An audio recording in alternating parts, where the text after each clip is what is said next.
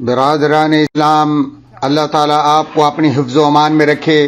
پوری دنیا اور پوری انسانیت کے ساتھ ساتھ ہمارا ملک و وطن اللہ اس کی حفاظت فرمائے بھی اس تباہ کن کورونا وائرس کے انتشار کا شکار ہے، اور اس میں کوئی شبہ نہیں کہ یہ اللہ تبارک و تعالیٰ کی طرف سے ایک ایسی آزمائش و امتحان ہے جس پر اللہ تعالیٰ سے اجر و ثواب کی بھرپور امید سے صبر کرنا اور احتیاطی تدابیر پر پابندی کے سلسلے میں اپنے حکمرانوں حافظہم اللہ کی اطاعت و فرما برداری کرنا ہم پر واجب و ضروری ہے۔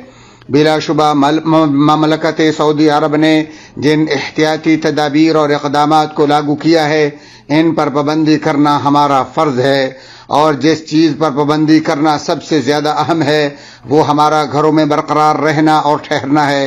برادران اسلام، اچھی طرح جان لیں کہ اس وائرس کے انتشار و پھیلاؤ کے زمانے میں گھروں سے قطعی طور پر نہ نکلنا ہی اللہ تعالیٰ کے حکم کے بعد ایک ایسا اہم ترین دفاعی ہتھیار ہے جس سے ہم اپنا اور اپنے ملک کا دفاع کر سکتے ہیں۔ سو احتیاطی تدابیر اور حفاظتی اقدامات پر عمل درآمد کرنے میں حکمرانوں کا ساتھ اور تعاون ہماری ذمہ داری ہے، کیونکہ نفوس، ارواح اور ابدان کی حفاظت و سلامتی ہی مراد شریعت ہے، جبکہ ان تمام تر احتیاطی تدابیر اور حفاظتی اقدامات کا مقصد صرف اور صرف ملک و وطن اور آپ کی بہتری و مفاد ہے۔ اللہ تعالی ہمارے اور تمام اسلامی ممالک کو ہر وبا اور مکروہ سے محفوظ فرمائے۔ خوش رہو، خوشی پھیلاؤ، ہمیشہ اچھی فعال لو، پر امید رہو، رونے دھونے، خوف و ہراس پھیلانے اور افراتفری سے اجتناب کرو۔ باوثوق ذرائع جیسے سکیورٹی ادارے، وزارت صحت اور دیگر متعلقہ اداروں کے علاوہ لوگوں کی مایوس کن افواہوں اور جھوٹی موٹی خبروں پر کان نہ دھرو۔ اے اللہ ہمارے اور تمام اسلامی ممالک کو ہر شر و مکروہ سے محفوظ فرما۔